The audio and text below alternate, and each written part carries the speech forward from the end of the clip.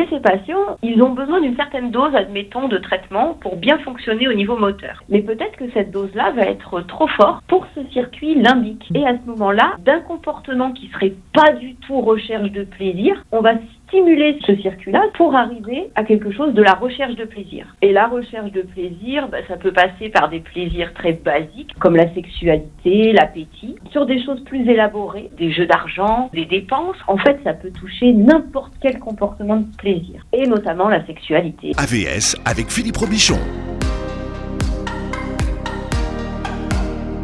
À votre santé sur Beurre FM, c'est tous les jours entre 9h et 10h. Et tous les mardis, Nadia Elbouga est avec nous. Bonjour Nadia. Bonjour Philippe, bonjour à toutes et à tous. Je rappelle que vous êtes sage-femme et sexologue clinicienne. Nous allons parler de la maladie de Parkinson ce matin et de son impact sur la sexualité avec Emmanuel Schmidt. Bonjour et bienvenue.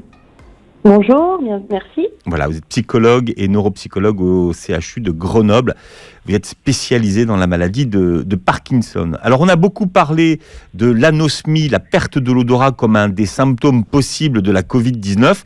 C'est aussi un des symptômes de la maladie de Parkinson. Oui, effectivement, ça fait partie des symptômes de la maladie de Parkinson qui sont très nombreux et très diverses. Effectivement. Oui, la maladie de Parkinson, c'est un nom qui est à la fois très connu et dont les gens connaissent assez peu la réalité. Comment est-ce que vous l'expliquez ? Mais les gens connaissent beaucoup les symptômes moteurs de la maladie et notamment le tremblement parce que c'est des symptômes qui se voient. Mais la maladie de Parkinson, elle se résume pas du tout au tremblement et ça, les gens ne le savent pas beaucoup. Hein. C'est vrai que de plus en plus, il y a des informations, il y a beaucoup de diffusion sur la maladie de Parkinson, donc ça tend à corriger un peu ces a priori, mais ça reste encore très présent, oui. D'accord. Il y a plus d'ailleurs de rigidité que de tremblement dans les symptômes. Tout à fait. La rigidité est un symptôme sine qua non pour pouvoir poser le diagnostic de maladie de Parkinson, alors que le tremblement, pas forcément. Tout à fait. Alors, la maladie de Parkinson est ce qu'on appelle une maladie neurodégénérative. Qu'est-ce que ça veut dire ? Ça veut dire que c'est une maladie qui va évoluer dans le temps. C'est une maladie avec des symptômes neurologiques et qui sont dégénératives, c'est-à-dire qui évoluent, qui va s'aggraver dans le temps. Ça veut dire que quoi ? Qu'est-ce qui se passe concrètement dans notre cerveau ? Concrètement, on va avoir une perte des neurones essentiellement dopaminergiques, donc qui produisent la dopamine, dans des structures assez profondes du cerveau. Mais cette perte en dopamine, elle va perturber des réseaux neuronaux différents, ce qui fait qu'il y a énormément de symptômes différents aussi. Et cette perte de neurones, elle va être progressive dans le temps. Et cette dopamine, à la base, elle sert à quoi ? Alors, la dopamine, c'est un neurotransmetteur qui sert à beaucoup de choses. Ça va être un espèce de carburant qui va réguler l'information entre ces neurones centraux, ces noyaux gris centraux, et d'autres structures du cerveau. Donc, quand ça va toucher des structures motrices, ça va déstabiliser la machine et ça va créer les symptômes moteurs de la maladie de Parkinson. Quand ça va toucher des réseaux plus qu'on appelle limbiques, qui sont des réseaux de recherche de plaisir, de gestion des émotions, ça va perturber plutôt la sphère psychologique. C'est pour ça, aujourd'hui, la dopamine est très à la mode. On en parle beaucoup, mais on en parle beaucoup comme d'une des hormones du plaisir et des émotions. C'est dans ce cadre-là qu'on en parle. Mais c'est un neurotransmetteur, c'est ça que ça veut dire ? C'est ça, c'est un neurotransmetteur. Donc ça va permettre de faire passer les messages entre les neurones. D'accord. Alors, quelle est la zone où tout ça se passe ? Parce que c'est une zone qui est assez peu connue, finalement, de notre cerveau. Oui, on commence au niveau scientifique à la connaître de plus en plus, mais c'est une zone qui est vraiment au centre de notre cerveau. C'est des noyaux, il y a plusieurs structures, et ces noyaux sont, comment expliquer ça de manière un peu simple, vont permettre notamment de gérer les automatismes, par exemple. Ça s'appelle les ganglions de la base, et c'est ces noyaux qui vont être impliqués dans toutes les actions automatiques. Comme le ballon du bras, on en parle beaucoup dans la maladie de Parkinson. Il y a énormément de choses qu'on fait sans y réfléchir, de manière automatique. C'est grâce à ces neurones-là. Et ça s'appelle la substance noire, c'est ça? Alors la substance noire, oui, c'est là où il y a les neurones dopaminergiques, c'est là qu'ils sont produits. Et qui vont être envoyés dans ces différents noyaux où il y a le thalamus, enfin il y en a énormément, c'est assez technique. Et quel est l'organe qui fabrique la dopamine? Oula, alors... moi, non, je sais pas, parce que c'est vrai qu'on en parle beaucoup de cette dopamine, mais savoir finalement qu'est-ce qui la fabrique, la dopamine? Alors, je serai un petit peu en difficulté pour vous répondre. Ça sort un peu de mon domaine de compétence. On en parlera, c'est pour tous les passionnés de chimie au niveau du cerveau qui sont très nombreux. Il y a un spécialiste qui disait la maladie de Parkinson, c'est le diabète du cerveau avec la dopamine au lieu de l'insuline. Est-ce que vous êtes d'accord avec cette image ? Disons qu'effectivement, cette perte de dopamine va déstabiliser le système. Donc, ça peut effectivement être une image qu'on peut utiliser. Et est-ce qu'on sait aujourd'hui pourquoi il y a une destruction des neurones qui justement, enfin, on les appelle dopaminergiques? Alors, il y a beaucoup d'hypothèses sur l'origine de la maladie de Parkinson. On sait qu'il y a probablement de l'alpha-synucléine, des protéines qui vont muter et qui vont venir s'attaquer à ces neurones-là. Après, on ne sait pas pourquoi il y a ces tels mécanismes un peu toxiques en quelque sorte. Est-ce qu'il y a quelque chose de la vulnérabilité individuelle? Est-ce qu'il y a quelque chose de l'ordre environnemental? Tout ça, par contre, ça reste à l'étude. On pense que les facteurs à l'origine de la maladie sont plurifactoriels. Il y a plusieurs choses en lien qui vont faire que telle personne va développer une maladie de Parkinson et telle autre non. Ça, c'est toute la difficulté de la recherche aujourd'hui, c'est de savoir comment la maladie de Parkinson, elle apparaît, pourquoi elle apparaît chez telle personne ou telle autre. Parce que le jour où ça, c'est beaucoup plus clair, on va pouvoir diagnostiquer les gens de manière très précoce. Aujourd'hui, le diagnostic, il se fait pas de manière présymptomatique. On diagnostique les gens quand ils présentent des symptômes. Et les premiers symptômes à apparaître, quels sont-ils? Alors, il y a les symptômes moteurs qui ne sont pas forcément les premiers symptômes, mais qui sont ceux qui permettent le diagnostic. En fait, si vous préférez, cette destruction des neurones, elle se fait très progressivement. Et quand on atteint un certain seuil, ce manque de dopamine, il devient significatif et il va sortir au grand jour sous forme de symptômes. Et on connaît bien les symptômes moteurs. Donc le diagnostic va se faire là-dessus. Mais en réalité, quand les gens présentent des symptômes moteurs, la maladie, elle est présente depuis déjà quelques années, 10 ans, 20 ans. Ah oui, donc c'est une évolution qui est vraiment très lente. Qui au départ est très lente. Ouais. Et en fait, ce qu'on note, c'est que chez certaines personnes, quand on les interroge une fois que le diagnostic est posé, on se rend compte qu'en fait, ils présentaient des changements d'humeur, avec plutôt une humeur dépressive, plus d'anxiété, des burn-out un peu plus fréquents, de la perte de motivation. Enfin, des signes qui aujourd'hui ne sont pas spécifiques à la maladie de Parkinson. C'est pas parce que vous êtes déprimé que dans 10 ans, vous allez avoir un Parkinson. Mais on sait que chez nos patients parkinsoniens, ces signes-là, c'était des signes prémoteurs, comme on appelle. Parce qu'ils étaient le témoin de la déplétion dopaminergique sur ces voies de la récompense, sur ces voies du plaisir dont on parlait. Donc c'est dur de savoir quel est le premier symptôme de la maladie. Parce que le premier symptôme pour le diagnostic, ça va être le symptôme moteur. Donc soit tremblement, soit le pied qui traîne en randonnée, voilà, des difficultés à se retourner dans le lit. Mais en réalité, on sait que des années en dehors de tout l'imbago. Voilà. On sait qu'en dehors de ces symptômes-là, les personnes présentaient un trouble du sommeil paradoxal, par exemple. C'est des gens qui vivent leurs rêves, qui ont des difficultés de sommeil.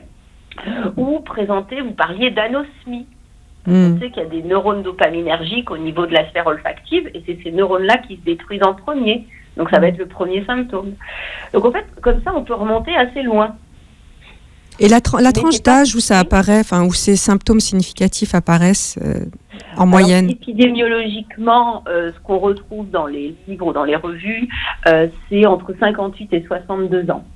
D'accord. Mais concrètement, nous on voit des patients plus jeunes, 58 ans. Hein. Donc voilà, c'est une moyenne, c'est ce qui ressort. Mais quand vous dites plus jeunes, ça peut être des patients qui ont quel âge ? On a, chez peu de patients, mais on a quand même une minorité, mais des patients qui commencent autour de 40 ans. D'accord. Ça peut commencer bien avant dans certaines formes un peu spécifiques de la maladie aussi. Et bien sûr, oui. Oui, allez-y, excusez-moi, je vous laisse terminer. Non, et bien sûr, l'incidence de la maladie va augmenter avec l'âge. Plus on va avoir des personnes âgées, plus on va avoir de risques d'avoir Parkinson aussi. Et est-ce qu'il y a une prédisposition familiale, génétique ? C'est complexe comme question parce que on ne sait pas en fait. Peut-être qu'il y a effectivement chez certaines personnes, notamment les personnes qui développent le Parkinson très très jeunes, on pense qu'il y a des formes génétiques de Parkinson effectivement. Donc chez des gens qui vont développer un Parkinson avant 40 ans, on va leur proposer une recherche de gènes. D'accord. Mais c'est pas tous en fait. Pas tous les Parkinsoniens où il y aura une vulnérabilité génétique. Il y a des gens qui développent une maladie de Parkinson alors qu'il n'y en a jamais eu dans leur famille. Après, ça c'est une grande question parce que on a aussi, par exemple, dans des familles, des vulnérabilités au cancer. Du coup, est-ce qu'il y a aussi une vulnérabilité aux maladies neurologiques en tout genre, par exemple Parkinson ou autre. Ça c'est un peu délicat à savoir. Tout à fait. Alors, vous avez parlé d'un des symptômes, qui est le tremblement, qui apparemment n'est pas le symptôme le plus connu. En gros, quels sont les principaux symptômes pour les gens qui nous écoutent de la maladie, qu'on est rentré dans la maladie de Parkinson ? Ouais. Alors, donc, comme on l'expliquait tout à l'heure, il faut se visualiser que cette dopamine, elle va venir nourrir différents circuits. Et ces circuits vont donner des symptômes quand ils ne sont pas suffisamment nourris par la dopamine. Donc, on a les symptômes moteurs. Donc, le tremblement, qui est un tremblement de repos. Quand la personne se met à prendre un stylo pour écrire ou une fourchette pour manger, elle va s'arrêter de trembler. Alors, attendez, quand on parle de tremblement, est-ce que ce sont des tremblements des deux côtés du corps ? Comment ça se passe ? Alors, la maladie de Parkinson commence de manière unilatérale. Si c'est d'emblée bilatéral, il faudra se poser une question diagnostique. C'est peut-être pas vraiment une maladie de Parkinson. D'accord, non. Aller chercher autre chose. C'est un côté, d'accord. C'est un côté. Avec l'évolution de la maladie, ça peut se bilatéraliser, mais ça commence d'un côté. Donc, on a ce tremblement de repos. On a une rigidité. Donc des muscles qui se rigidifient, un tonus musculaire exacerbé, qui peuvent être source de douleur, de courbatures, et on a une lenteur et une difficulté pour les gestes répétitifs et de grande amplitude. C'est ce qu'on appelle l'akinésie dans le jargon. Donc c'est trois gros symptômes, l'akinésie, la rigidité, plus ou moins le tremblement, parce qu'il n'est pas présent chez tous les patients. Vous voyez, donc et pourtant c'est le symptôme qu'on connaît le plus, finalement. Et ça, c'est ce que vous venez parce que c'est celui qui se voit. La triade parkinsonienne. On parlait des grands signes et des grands symptômes qui évoquent la maladie. Vous avez dit tout à l'heure qu'on ne peut pas, pendant que la maladie évolue, la diagnostiquer. Qu'est-ce qui fait qu'on n'arrive pas à la diagnostiquer ? Ça veut dire qu'il n'y a pas d'examen qui pourrait poser 10, 15 ans en avance ? Un dosage de dopamine, par exemple ? Alors, on a des examens qui dosent un peu la dopamine, ça s'appelle le DAT scan. Mais déjà, c'est pas un examen qui se fait systématiquement. Le diagnostic de la maladie de Parkinson, il est très clinique. Effectivement, il n'y a pas de prise de sang pour la diagnostiquer. À l'IRM, les images sont normales. Et la seule manière, des fois, quand on a un doute, c'est de pouvoir faire ce qu'on appelle ce DAT scan, qui montre en fait la dopamine dans ces noyaux gris centraux, dans la substance noire. Mais déjà, c'est pas un examen qu'on fait systématiquement. Si au niveau clinique, on a tous les indices d'une maladie de Parkinson, on dira que c'est une maladie de Parkinson probable.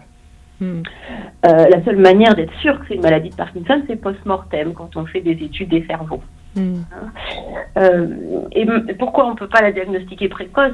Peut-être que ça arrivera un jour. Il y a énormément d'études qui recherchent chez des patients jeunes diagnostiqués des signes qui pourraient être des signes typiques de début de maladie. Que ce soit sur des IRM, que ce soit sur d'autres techniques d'imagerie ou au niveau psychologique avec des échelles très précises. Il y a beaucoup d'études qui sont en route là-dessus parce que c'est un grand challenge.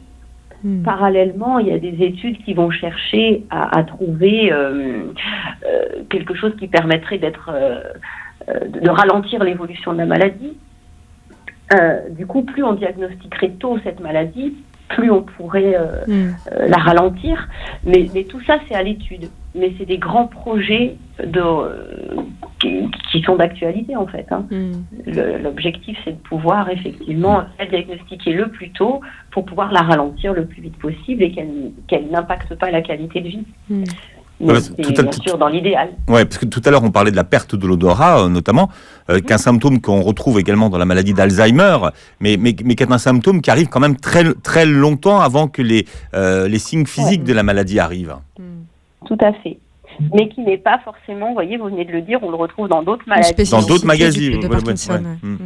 Donc en fait, c'est pas quelque chose de suffisamment spécifique pour que, au moment où vous avez une perte d'odorat, on vous dise dans 10 ans vous aurez une maladie de Parkinson ou dans 20 ans ou dans. C'est pas encore. D'autant plus dans notre contexte actuel avec avec la Covid. J'en aurais beaucoup. Mais donc c'est pas encore suffisant. Il faut étayer avec d'autres choses. Est-ce qu'il y a l'anosmie plus le trouble du sommeil plus un syndrome dépressif plus quelque chose? Est-ce que tout ça chez la même personne ça augmente le risque de X%. C'est tout le challenge de la recherche. Quand on vous écoute, on comprend finalement que la maladie de Parkinson, c'est plus une maladie de la lenteur du mouvement et de la rigidité, c'est ça? Oui, il y a beaucoup de symptômes comme ça, et il y a le tremblement. Mais oui, effectivement, je dirais qu'il y a énormément de personnes qui ont de la rigidité et du ralentissement. C'est les signes principaux avec le tremblement. Et alors aujourd'hui, d'un point de vue médical, comment est-ce que c'est pris en charge? Ça va être traité avec des médicaments qui sont soit de la lévodopa, que le patient va prendre pour compléter sa carence, soit des agonistes dopaminergiques qui sont une autre forme de traitement pour compléter la carence en dopamine et qui vont permettre de remettre le circuit avec un bon niveau de dopamine. Alors après par rapport à la dopamine, on sait qu'elle joue un rôle sur le contrôle du comportement sexuel. Et donc, elle a un rôle de facilitateur sexuel. Moi, j'ai appris en préparant cette émission que certains traitements, justement, pouvaient induire une hypersexualité chez les femmes et les hommes qui sont atteints de Parkinson. Ouais. Ça serait un des effets secondaires, c'est ça, Nadia?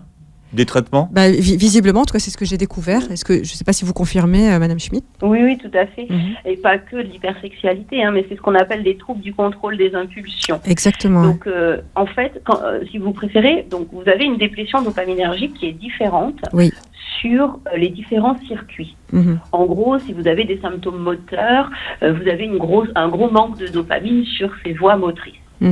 Vous avez un symptôme dépressif, anxieux, qui n'est pas réactionnel à une situation de vie X ou Y. Ça peut être lié à une déplétion dopaminergique sur ce circuit de la récompense, ce circuit limbique. Oui, parce que l'action, on peut la retrouver également au niveau du comportement alimentaire, au niveau, par exemple, d'addiction de jeu. Oui. Voilà, c'est là où je veux en venir. C'est que ce circuit limbique, qui est aussi appelé le circuit du plaisir, le circuit de la récompense, en fait, il est appelé de différentes manières selon les spécialités, ce circuit va manquer de dopamine. Donc il va devenir très sensible. Dès qu'on va lui en donner un petit peu, oulala, il va vite le prendre, il va vite réagir. Et chez ces patients, ils ont besoin d'une certaine dose, admettons, de traitement pour bien fonctionner au niveau moteur. Mais peut-être que cette dose-là va être trop forte pour ce circuit limbique. Et à ce moment-là, d'un comportement qui serait pas du tout recherche de plaisir, plutôt manque de motivation, etc., hop, on va stimuler ce circuit-là, ce continuum, pour arriver à quelque chose de la recherche de plaisir. Et la recherche de plaisir, ça peut passer par des plaisirs très basiques, très primaires, comme la sexualité, l'appétit, sur des choses plus élaborées, des jeux d'argent, avec l'aspect prise de risque, des dépenses aussi. On veut se faire plaisir en achetant 40 paires de chaussures, en achetant plein d'outils de bricolage, parce qu'on devient hyperactif de bricolage, parce que ça nous fait plaisir. En fait, ça peut toucher n'importe quel comportement de plaisir. Et notamment la sexualité, effectivement. Et j'ai retrouvé, en fait, en recherchant un peu, ça a été documenté, et a priori, ont été remarqués des comportements, par exemple, masturbatoires compulsifs, des demandes répétées et excessives de rapports sexuels, multiplication de partenaires, utilisation compulsive de pornographie, et même de nouvelles orientations sexuelles. Oui, ça peut changer, ça peut aussi ouvrir. En fait, ça va désinhiber le champ des possibles. Effectivement, c'est vraiment la notion de compulsion. Et oui, effectivement, ça peut toucher tous ces comportements-là. Ça peut rester de l'ordre de la pensée. Des gens qui ont beaucoup de pensées sexuelles toute la journée. Ça peut effectivement se transformer en actes soit auto-centrés, comme de la masturbation de manière excessive, enfin jugée par la société excessive. Ça peut être de la recherche de partenaires. Ça peut être, ce qui est très gênant dans le couple, des demandes excessives, un peu du harcèlement du partenaire. Ça peut être des nouveaux fantasmes, de la réalisation de nouvelles pratiques sexuelles. Ça peut toucher beaucoup de choses, en fait. Oui, c'est intéressant quand vous dites vu et dit par la société, parce que bien souvent, c'est l'entourage qui constate, en fait, ce changement comportemental et qui le signale, en fait, au neurologue. Le malade s'en rend pas compte, c'est ça ? Alors, c'est un peu plus complexe que ça, parce que, en fait, le malade, il est surdosé en dopamine sur ce truc-là, mais il va bien, en fait, du coup. Il a un peu la maladie, quelque part, son traitement est super efficace. Donc, à la fois... Et en plus, avec une super libido. En plus. Parce que, c'est ça qui est très compliqué à expliquer, c'est que ce changement, au départ, on le recherche en tant que soignant. On a des patients qui sont apathiques, en baisse de désir, dépressifs. C'est lié au manque de dopamine. Du coup, quand on donne un traitement, on veut aussi améliorer ces sphères-là. Mais tout le truc, c'est de doser correctement, parce que tous les patients ne sont pas sensibles de la même manière au traitement. C'est ça qui est important. C'est qu'il y a des patients avec des grosses doses, ils vont pas du tout avoir d'hypersexualité. Et d'autres, on va leur donner un tout petit peu plus de traitement et paf, ça va flamber en hypersexualité. Donc, ce qu'on veut, c'est de changer le comportement de manière constructive et de manière positive. Quand on tombe dans l'hypersexualité, effectivement, c'est trop. C'est trop fort. Et le malade, il s'en rend compte, mais pas forcément du caractère pathologique. C'est le caractère pathologique qui va mal doser, en fait. D'accord. Il va le doser après, quand on aura réduit les médicaments et que le comportement sera redevenu dans les normes. J'aime pas trop dire ça, parce que les normes, ça peut être très varié. En tout cas, dans ce qui peut convenir au patient ou à la patiente. C'est-à-dire que... Voilà, au patient et à son entourage, etc. À ce moment-là, il aura du recul, il pourra probablement en parler. Mais il y a aussi l'aspect honte. Le patient, des fois, il va pas en parler parce que pour lui, c'est honteux. En plus, selon l'éducation qu'il a eue, ça peut être encore plus honteux s'il a eu une éducation un peu stricte, un peu inhibée sur ces aspects-là. Si d'habitude, on n'en parle pas de sexualité, etc. Et l'autre aspect important, c'est que ces troubles-là du comportement de manière générale, mais notamment l'hypersexualité, maintenant, c'est lié aux médicaments de la maladie. Mais il y a quelques dizaines d'années en arrière, les gens pensaient qu'ils devenaient fous, que c'était psychiatrique. Ils n'avaient pas fait le lien avec le médicament qu'ils prenaient pour leur maladie.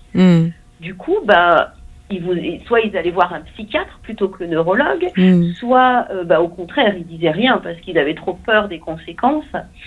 Donc, il y a aussi cette mésinformation sur le fait que c'est lié au traitement et qu'il y a une solution. Donc, ce que vous nous dites, c'est qu'en fait, l'ajustement du traitement suffit généralement à mettre fin à ces comportements.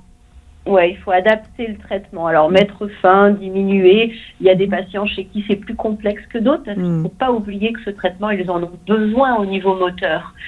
Oui. Et puis pour d'autres aspects du non-moteur. Hein. Donc, c'est plus complexe que ça. On va pas, vous êtes hypersexuel, hop, on enlève le traitement. Non, parce que du coup, vous êtes hyper parkinsonien derrière. Donc, c'est toutes des nuances de changement de molécules. Voilà, c'est tout un espèce de cocktail, toute une adaptation dans les horaires, la fréquence de prise, en prendre moins mais plus souvent. Enfin, voilà, c'est toute une adaptation qui va se faire autour de ça. Oui, puis hypersexuel par rapport à qui et par rapport à quoi au final, hein. Donc il faut qu'il y ait aussi une demande de la part de la personne concernée. Oui, c'est souvent les proches effectivement qui alertent, hein, comme vous disiez. Et puis effectivement, c'est important ce que vous dites parce que moi, mon travail en tant que psychologue auprès de ces patients, c'est de savoir qui ils sont avant et de savoir s'il y a un changement. C'est ça. Ce qu'on va corriger, entre guillemets, ce qu'on va essayer de maîtriser, c'est ce changement. C'est pas changer la personnalité intrinsèque des gens. Nous sommes avec Emmanuelle Schmitt, qui est psychologue et neuropsychologue au CHU de Grenoble, spécialisée dans la maladie de Parkinson. Est-ce que vous pouvez nous expliquer ce qu'est une neuropsychologue ? Oui, parce que je ne suis pas certaine que tout le monde sache. On sait ce qu'est un neurologue, mais tout le monde ne sait pas forcément ce qu'est une ou un neuropsychologue. Tout à fait. Alors en fait, la neuropsychologie, c'est une branche de la psychologie et non pas de la neurologie.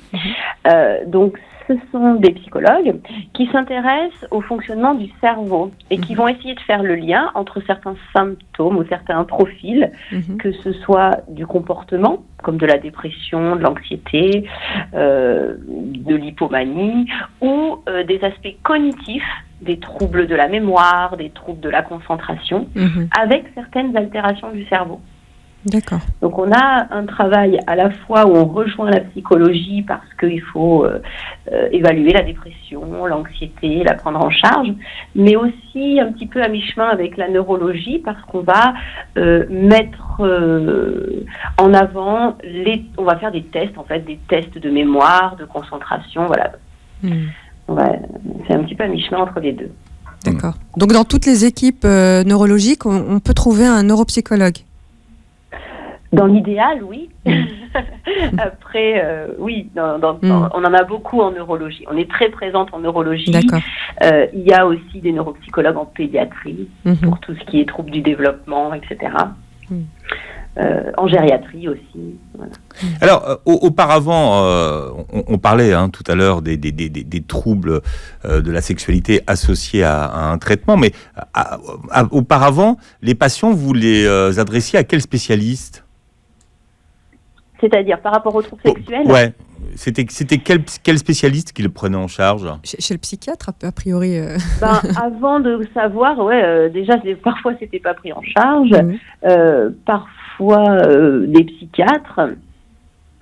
Mais la plupart du temps, quand c'était encore méconnu comme étant un symptôme lié aux médicaments, enfin un effet secondaire, c'était peu pris en charge. Oui. Et on arrivait avec des patients qui avaient des situations dramatiques. Mais rarement au sexologue. C'était la suite de ma question. Rarement au sexologue, ouais. Surtout en cas d'hypersexualité. J'ai l'impression, mais c'est une impression personnelle, que on va plutôt adresser au sexologue quand il y a une hyposexualité qu'une hypersexualité. De manière... C'est pas faux. Préjugée, mais voilà. Plutôt quand il y a des troubles du désir ou de l'érection, ou voilà, mais pas en cas d'hypersexualité. Oui, vous n'avez pas tort, parce qu'effectivement, d'après les normes établies, on va considérer qu'une diminution de libido, une absence de désir, sera accompagnée par une ou un sexologue qui va donner tous les outils pour retrouver ou récupérer cette perte de désir, alors que l'hypersexualisation va être plutôt orientée vers la psychiatrie, parce que considérée, pareil, suivant les normes établies, comme une déviance, comme quelque chose en fait qui sort des normes acceptables. Ouais. Alors, l'hypersexualité dans le cadre de la maladie de Parkinson, d'abord, le neurologue doit essayer de modifier le traitement, d'adapter les choses.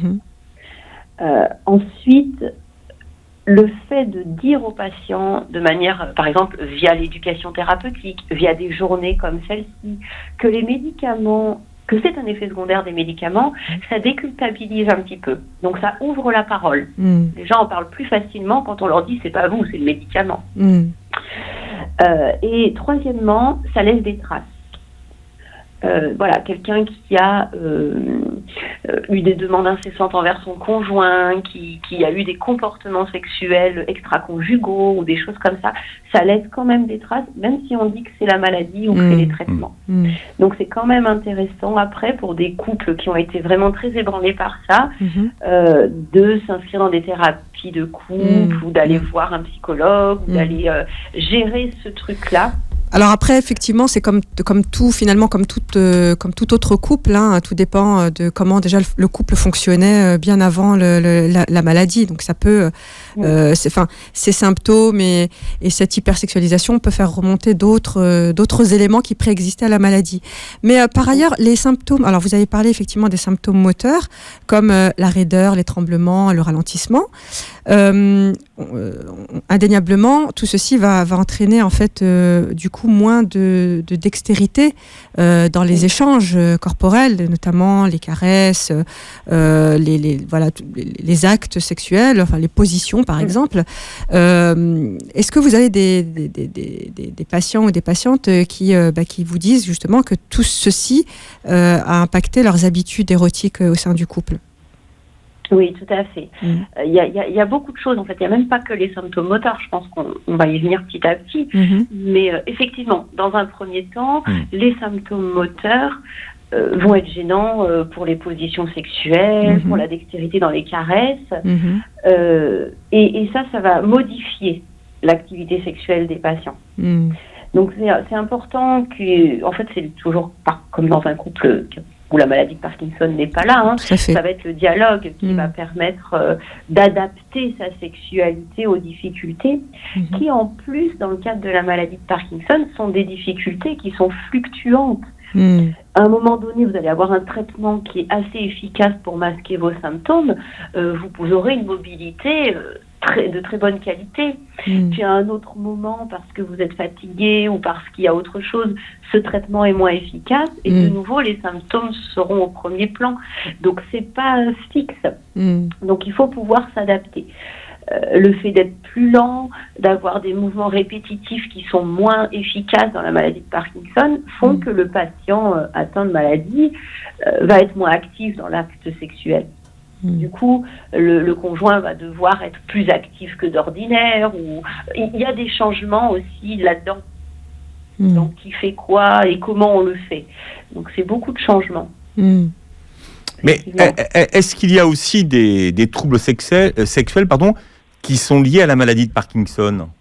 Oui, tout à fait. La dopamine, comme on le disait et comme on le redit à chaque fois, elle est impliquée dans différents circuits, à différents stades. Et en fait, elle va être impliquée dans un circuit qui gère toutes les activités autonomiques. Donc, c'est ce qu'on appelle les troubles dysautonomiques, qui sont en fait ce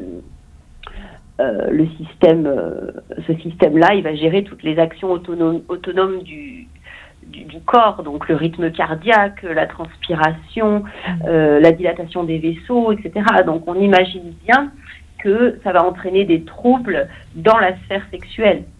Par exemple, l'éjaculation ou l'érection, tout à fait. Voilà, des troubles de l'érection, des troubles dans l'éjaculation, dans l'atteinte de l'orgasme. La montée de l'excitation sexuelle également.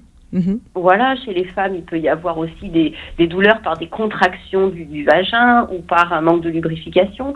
Tout ça, effectivement, ça fait partie des signes de la maladie de Parkinson.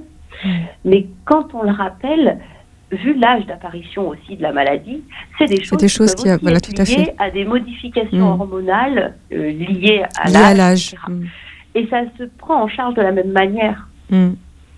On va aller voir pour les femmes le gynécologue, chez les hommes l'urologue ou autre, mais ce sont des troubles qui sont aussi font aussi partie de l'évolution de l'âge. Tout à fait. Des troubles qui touchent à la fois les femmes et les hommes. Tout à fait, effectivement. Par contre, les plaintes sont très différentes. C'est peut-être un peu culturel, je ne sais pas, c'est un grand débat, mais les hommes vont plus facilement en consultation parler de troubles de l'érection, alors que les femmes, dans un premier temps, vont plus parler de difficultés au niveau du désir. Et ensuite, peut-être, on va arriver, en les connaissant bien ou en installant un climat de confiance, à arriver à parler de troubles beaucoup plus physiques, comme la sécheresse vaginale, etc. Mais les plaintes d'emblée vont pas être les mêmes. C'est-à-dire, à quel moment les plaintes arrivent-elles, alors qu'on est déjà dans le cadre d'une prise en charge d'une maladie qui est la maladie de Parkinson? Qui est déjà diagnostiquée et posée, oui. Ouais, ça arrive quand même...